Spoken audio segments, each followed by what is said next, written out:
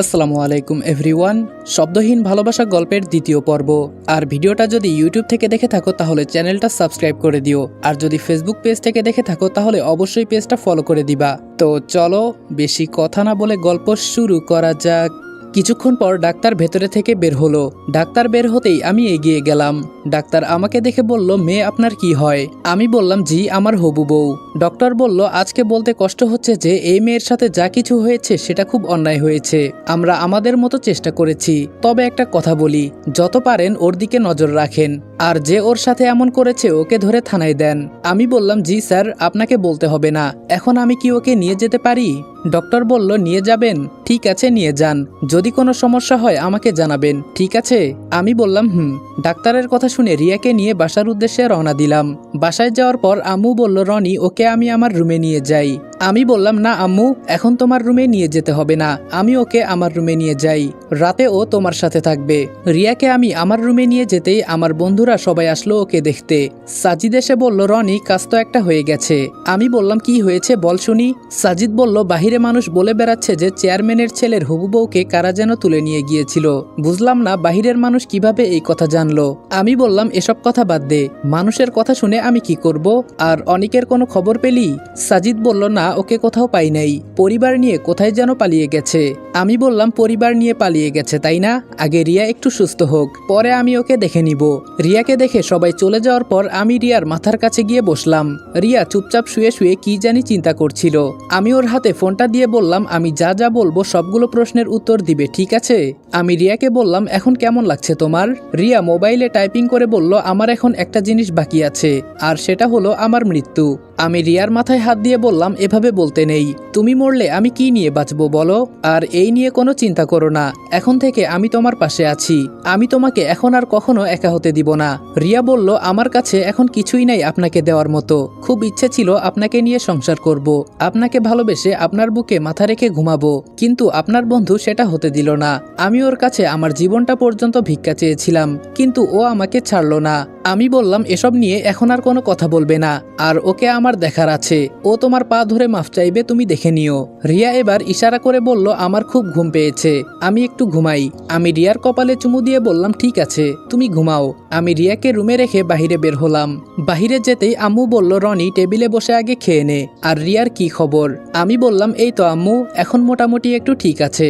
ও হ্যাঁ, একটা কথা বলতে তো আমি ভুলেই গেছি, আমার আম্মু বর্তমানে রানিং চেয়ারম্যান, টেবিলে বসে খাবার খাচ্ছি।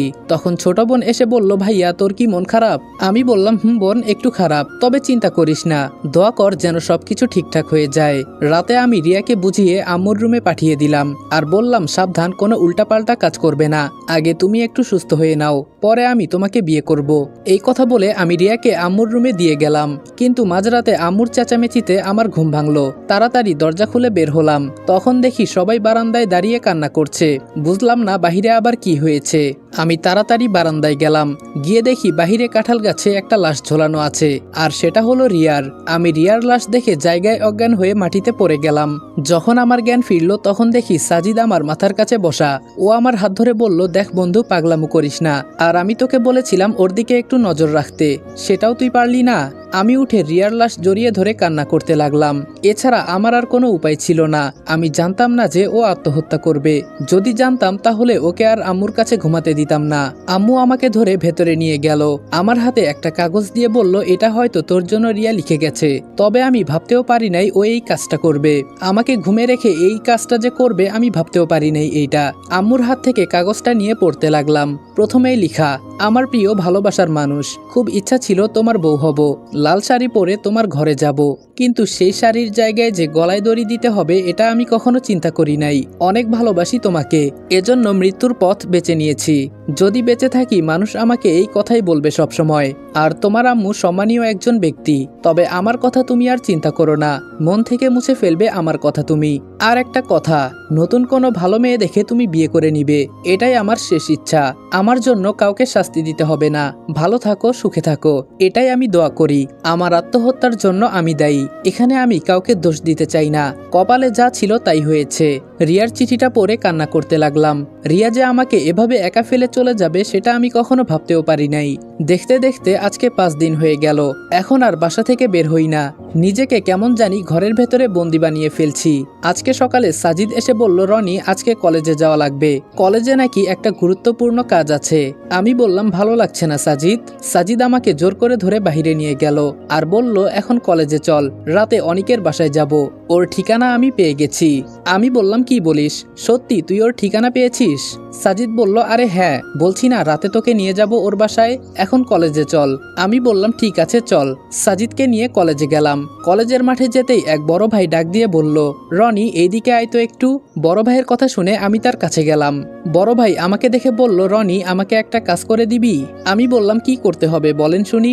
বড় ভাই বলল, তোদের ক্লাসের ইরা আছে না, ওকে একটু প্রপোজ করে দিবি। মনে মনে বললাম, এই মেয়ে তো আগে আমাকে দিনে 5 বার করে প্রপোজ করত, এখন আবার বড় ভাই তার প্রেমে পড়েছে। আমি বললাম, পারবো যদি আমাকে একটা জিনিস মিলিয়ে দিতে পারেন। বড় ভাই বলল, বল তোর কি লাগবে? তোর যা লাগবে আমি দিব, তাও আমার কাজটা করে দে তুই। আমি বললাম, ঠিক আছে আমি করে দিব, তবে আজকে রাতে আপনার পিস্তলটা আমার লাগবে। আমার কথা শুনে বড় ভাই বোকা হয়ে বলল, তুই এটা দিয়ে কি করবি, নাকি কাউকে? আমি বললাম, আরে না, কি যে বলেন না আপনি, আমি তো শুধু একটু ভয় দেখাবো, এর বাহিরে আর কিছু না। বড় ভাই বলল, আচ্ছা ঠিক আছে নিস, এখন আমার কাজটা করে দে। আমি বললাম, আচ্ছা ভাই ঠিক আছে। বড় ভাইয়ের কাছ থেকে যেতেই সাজিদ বলল, কি রে উনি কি বলেছে? আমি বললাম, কি আর বলবে, বলেছে ইরাকে নাকি পছন্দ উনার। সাজিদ আমার কথা শুনে হাসতে হাসতে বলল, যে মেয়ে তোর পেছনে ঘোরে তাকে উনার পছন্দ, বাহ। আমি বললাম, আরে আমি উনার কাজ করে দিব, এর বিনিময়ে আমিও কিছু নিব উনার কাছ থেকে। এখন বল ইরাকে কোথায় পাবো? সাজিদ বলল, ওই তো মাঠের বড় গাছের নিচে বসে আড্ডা দিচ্ছে দেখা যায়। আমি বললাম, তাহলে চল যাই। সাজিদ বলল, না বাবা আমি যাব না, তুই যা, এই মেয়েটা খুব বদমাইশ, না জানি আবার আমাকেও প্রেমের প্রস্তাব দিয়ে বসে। আমি বললাম, তাহলে তুই এখানে দাঁড়া, আমি ওর সাথে একটু কথা বলে আসি। সাজিদকে দাঁড় করিয়ে আমি ইরার কাছে যেতে লাগলাম। ইরা দূর থেকে আমাকে দেখে বলল, কি ব্যাপার মশাই, আজকে সূর্য কোন দিক থেকে উঠেছে? আমি বললাম, কেন ইরা, যেদিক থেকে ওঠার কথা সেই দিক থেকেই উঠেছে। ইরা বলল, তোর তো সবকিছু আমি দেখে ফেলেছি। আমি বললাম, তুই আবার কি দেখলি? ইরা বলল, তোর তো চেন খোলা আছে, সবকিছু দেখা যায়। আমি বললাম, আমার সাথে তোর মজা করতে হবে না, আর আমার চেন খোলা নাকি বন্ধ এটা আমি জানি। ইরা বলল, একটু হাসি দে, তোর মুখে হাসি দেখলে আমার খুব ভালো লাগে, তবে আমি খুব দুঃখিত, তোর গার্লফ্রেন্ড। আমি বললাম, প্লিজ এই বিষয়টা বাদ দে, এখন আর মন খারাপ করতে চাই না, ওর জন্য আমি কম করেছি, কিন্তু ও আমাকে একা রেখে চলে গেল। আমি বলেছি যে আমি তোমাকে আবার বিয়ে করব, কিন্তু তাই বলে কি আত্মহত্যা করা লাগে? ইরা বলল, যা হয়েছে হয়েছে, এসব চিন্তা করে এখন আর কি লাভ, বাদ দে। এখন বল হঠাৎ করে এই লাইলির কাছে কি জন্য আসলি? আমার কথা তো তোর মনেই থাকে না। আমি বললাম, এক বড় ভাই নাকি তোকে পছন্দ করে, ওই যে দাঁড়িয়ে আছে উনি বলেছে তোকে প্রপোজ করার জন্য, এজন্য আসছি। ইরা বলল, লাথি খাবি তুই? পরের হয়ে কেন কথা বলিস? হ্যাঁ তুই উনাকে চিনিস? উনি কে? উনার নামে 3টা মামলা আছে, তাও আবার সেগুলো মানুষকে মারার জন্য। আমি বললাম, কি বলিস এসব তুই? ইরা বলল, আরে হ্যাঁ আমি সত্যি কথা বলছি, তুই বল আমি তোকে ভালোবাসি, তাহলে বিষয়টা দেখব, কিন্তু পরের হয়ে কথা বললে একদম প্যান্ট খুলে ওইটা কেটে দিব কিন্তু। আমি বললাম, ধুর তুই বাজে কথা বলবি না, কি সব বলিস মাঝে মাঝে এসব। ইরা দাঁত কেলিয়ে বলল, কেন আমার কথা তোর পছন্দ হয় নাই? আমি বললাম, হয়েছে, আমি এখন গেলাম, ক্লাসে আয়, পরে কথা হবে। বড় ভাইয়ের সামনে গিয়ে বললাম, সরি বড় ভাই, হয়তো হবে না, আর ওর বিয়ে ঠিক করা আছে, আপনি অন্য কাউকে পছন্দ করেন, পরে আমাকে শুধু বলিয়েন, আমি কাজ করে দিবনি। মিথ্যা কথা বললাম, কারণ আমি চাই না ইরার কোনো ক্ষতি হোক। বড় ভাই বলল, আচ্ছা কোনো সমস্যা নেই, যাওয়ার সময় আমার কাছ থেকে পিস্তল নিয়ে নিস। ক্লাস শেষ করে মাঠে গিয়ে বললাম, সাজিদ আজকে অনিকের পুরো পরিবারকে হত্যা করব, ও আমার মন নিয়ে খেলা করেছে, ওর কারণে আমি রিয়াকে হারিয়েছি, ওকে তো আমি ছাড়বো না, আর তুই শুধু আমাকে ঠিকানা বলে দিস, বাকিটা আমি দেখে নিব। সাজিদ বলল, আচ্ছা ঠিক আছে, এখন চল। বড় ভাইয়ের কাছ থেকে পিস্তলটা নিয়ে বাসায় চলে গেলাম। রাতে সাজিদ এসে বলল, তো রনি চল গিয়ে দেখি ওরা কি করে। সাজিদকে বললাম, আমার সাথে তোর যেতে হবে না, কিন্তু ও আমাকে একা ছাড়তে চায় নাই। এই না হলে বন্ধু। সাজিদ আমাকে নিরিবিলি একটা জায়গায় নিয়ে গেল। এখানে আশেপাশে অনেক বড় বড় জঙ্গল আছে মনে হচ্ছে, তবে এখানে শুধু একটা ঘর আছে। সাজিদ আমাকে ঘর দেখিয়ে বলল, এখানেই ওরা থাকে।